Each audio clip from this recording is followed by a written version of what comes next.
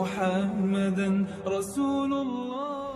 Bismillahirrahmanirrahim. Assalamualaikum warahmatullahi wabarakatuh. Alhamdulillahi rabbil alamin alladzi karrama as-saimin wa ja'alahum minal muttaqin insyaallah. Wassalatu wassalamu ala rasulillahi alladzi ursila rahmatan lil alamin wa ala alihi wa sahbihi wa dhurriyyatihi wa ummatihi ila yaumiddin. Amma ba'd. Saudara-saudariku, terkhusus para shaimin dan shaimat dimanapun berada, alhamdulillah di jumpa kita saya ingin mengawali dengan sama-sama mengajak untuk mensyukuri segala nikmat yang Allah anugerahkan dan limpahkan kepada kita semua.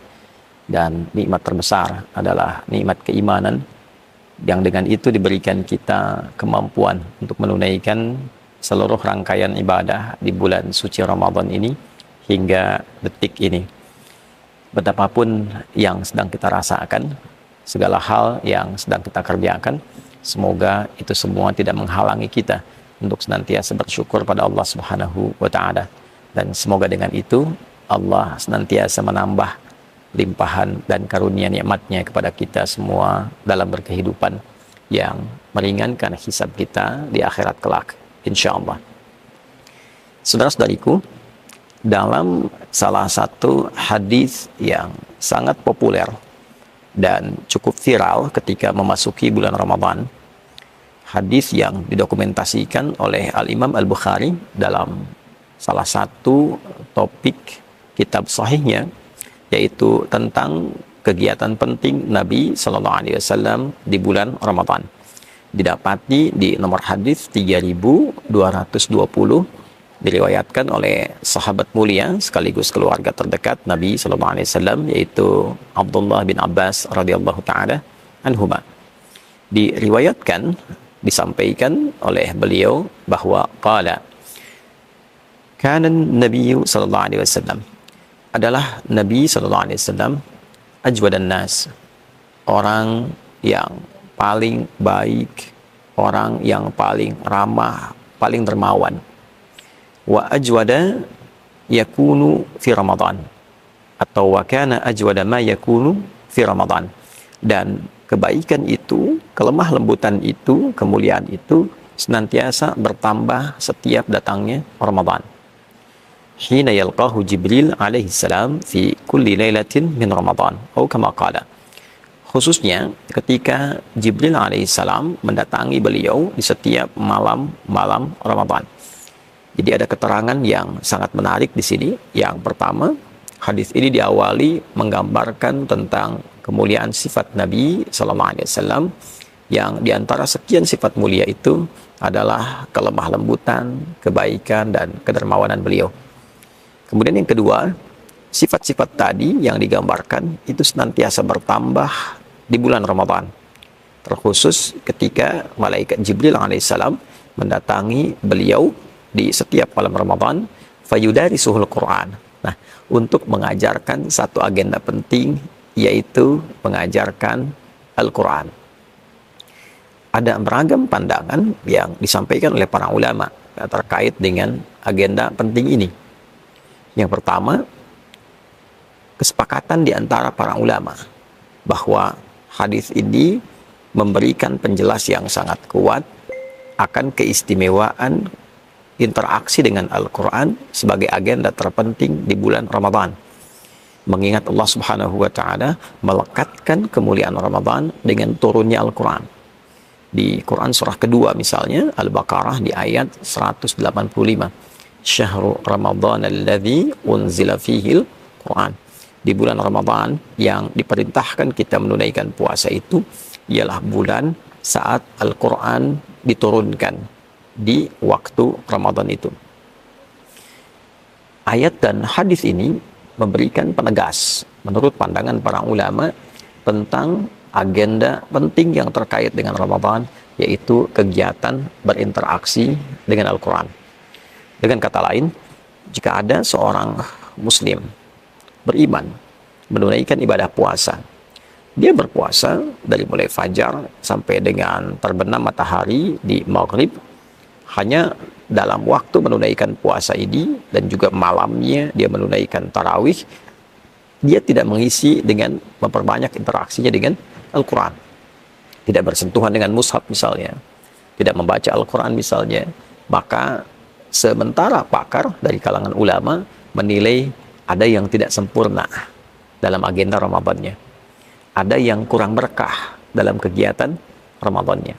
Untuk itu sebagian menilai bahwa akan sangat baik bagi seorang muslim itu menjadikan interaksi dengan Al-Quran sebagai bagian pokok dari kegiatan Ramadannya. Karena Nabi SAW bahkan beliau itu diriwayatkan dalam satu hadis yang sangat kuat, termasuk yang disampaikan tadi, menghatamkan Al-Quran setidaknya setiap satu periode Ramadan. Bahkan di akhir sebelum beliau wafat SAW, beliau menghatamkan Al-Quran sampai dengan 2 kali. Jadi memberikan kesan bahwa Al-Quran adalah agenda wajib yang dilakukan oleh Nabi SAW saat berada di bulan Ramadan. Saudara-saudariku, jika ada yang bertanya, bagaimana cara berinteraksi dengan Al-Quran di bulan Ramadan? Karena redaksi yang ditampilkan dalam hadis tadi adalah yudarisul Quran, mengajarkan Al-Quran. Bisa mengajarkan bacaan, mengecek bacaan, melafadzkan ayat, bisa juga memberikan pemahaman atas makna, dirasah berarti mempelajari, mengkaji, memahami. Bisa juga menghafal, bagi orang yang ingin menghafalkan dia. Maka bila kita gabungkan ketiganya, kita dapati bacaan yang tidak disertakan dengan pemahaman, yaitu qiraah secara umumnya. Yang kedua, kajian yang menyertakan bacaan terbatas namun meluaskan pemahaman di dalamnya, disebut dengan tilawah. Dan yang ketiga, upaya untuk menghafalkan Al-Quran lafzan secara lafadznya pun bila memungkinkan disertai dengan makna. Itu yang disebut dengan tahfidz. Dari ketiga ini kita bisa batasi bagian pertama dulu untuk jumpa saat ini, yaitu bagaimana mengagendakan bacaan Quran secara positif dan efektif sehingga bisa berhasil saat sampai di akhir periode Ramadan. Teman-teman, ada beragam cara yang dilakukan masyarakat. Terkadang juga sesuai dengan tradisi dan kebiasaan di beberapa tempat. Ada yang berkumpul dengan halaqah, ada kajian untuk ibu-ibu khusus membaca Al-Quran, bagus. Ada para ayah berkumpul untuk membaca Al-Quran, bagus. Di sini ada 2 hal yang digarisbawahi dalam hadis yang dimaksudkan.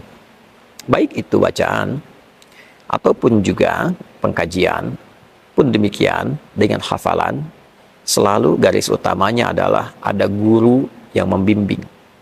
Sehingga dalam hadis ini diberikan penekanan Jibril alaihissalam memberikan pengajaran kepada Nabi. Hina yalqahu Jibril alaihissalam fayudarisuhul Quran. Ketika Jibril alaihissalam menjumpai Nabi SAW, lantas mengajarkan kepada beliau Al-Quran. Nah, memberikan pengajaran artinya ada murid, ada guru. Mendapatkan pengajaran dari murid kepada guru. Ini memberikan sebuah kesan yang sangat kuat bahwa yang dituntut dalam Islam, dituntut dari Al-Quran bukan berapa banyak harus dihatamkannya. Nabi bisa saja menghatamkan selama periode Ramadan 5 kali, 10 kali, 20 kali, 30 kali, seorang Nabi, Rasul. Tapi tentu alasan pertamanya, jika beliau menghatamkan dengan durasi tertentu, maka itu akan menjadi sunnah. Sehingga tidak ditunjukkan banyaknya khatam, sehingga tidak memberikan beban kepada umat di kemudian hari. Seakan-akan kalau khatam 10 kali, sunnahnya mesti 10. Ya. Jadi batasan 1 memberikan kesan setidaknya khatam. Tapi itu pun memberikan sebuah isyarat kualitas. 1 berkualitas, 1 ada guru. Jadi kalau belum bagus betul bacaannya, belum pandai betul membacanya, maka dianjurkan yang diberikan penekanan adalah kualitasnya.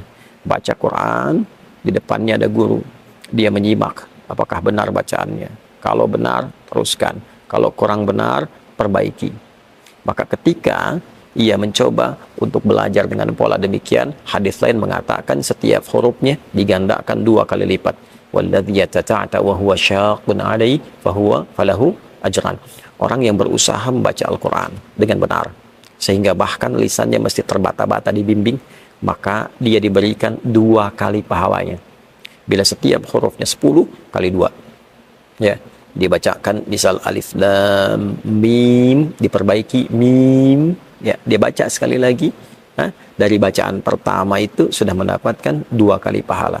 Pahala pertama dari huruf yang dibaca, pahala kedua kesungguhannya untuk membaca supaya menjadi benar. Jadi kalau satu huruf 10, alif, lam, dan mim 3 huruf, standar 3 kali 10, itu 30, kalikan 2 lagi. Bisa 60 dia dapatkan. Nah, ilmu ini penting, supaya tidak merasa pesimis. Wah, ini pengen cepat khatam, selesai. Sementara yang dihatamkan belum tentu benar bacaannya.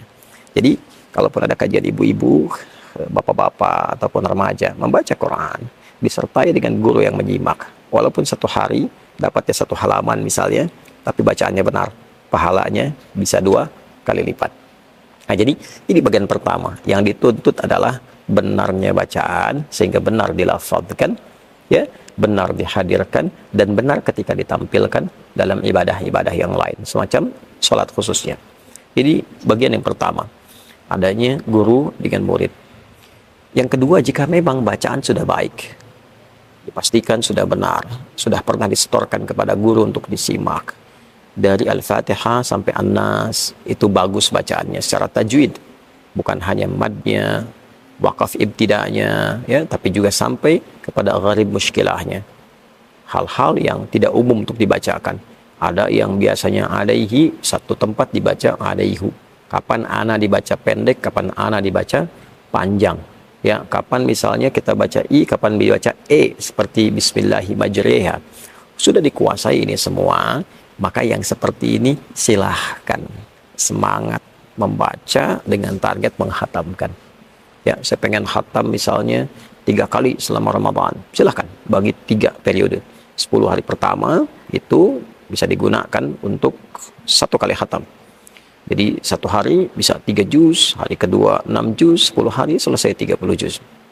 Saya ingin menghatamkan misalnya setiap pekan saya bisa hafal Al-Quran. Dalam konteks membaca, khatam. Ya, boleh, silahkan.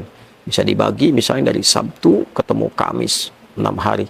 Perharinya bisa 5 juz, 5 kali 6, 30. Jumat diisi untuk berdoa. Sehingga periode Ramadan setidaknya bisa khatam sebanyak 4 kali. Demikian seterusnya.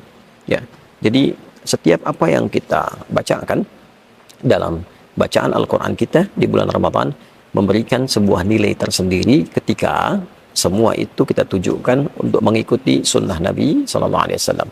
Jadi yang pertama, agenda membaca Al-Quran. Agenda berinteraksi dengan Al-Quran adalah di antara agenda terpenting yang langsung ditunjukkan oleh Nabi SAW selama periode Ramadan. Kedua, catatan pentingnya, membaca Al-Quran bukan sekedar bagaimana kita menyelesaikan bacaan, tapi lebih ditekankan bagaimana bacaan itu memiliki kualitas yang baik. Dipastikan bacaan kita benar.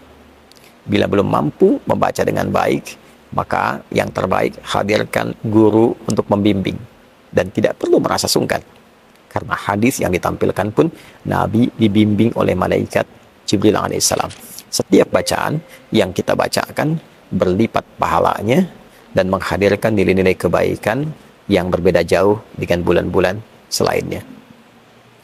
Saudara-saudariku, manfaat membaca Al-Quran khususnya di bulan Ramadan, 1, memberikan kita kesempatan untuk senantiasa mengisi ketenangan dalam jiwa kita, karena Al-Quran adalah sumber ketenangan bagi jiwa. Yang kedua, membaca Al-Quran memberikan kekuatan tersendiri pada diri kita untuk melepaskan dari persoalan-persoalan hidup yang sedang mendera. Oleh karena itu, para ulama seringkali memberikan rumus. Jika Anda sedang punya banyak pikiran, buka mushaf, baca Al-Quran, sejenak persoalan itu akan hilang, diberikan ketenangan pada jiwa, sehingga cerah pikiran kita untuk merumuskan solusi, menyelesaikan persoalan yang tengah dialami.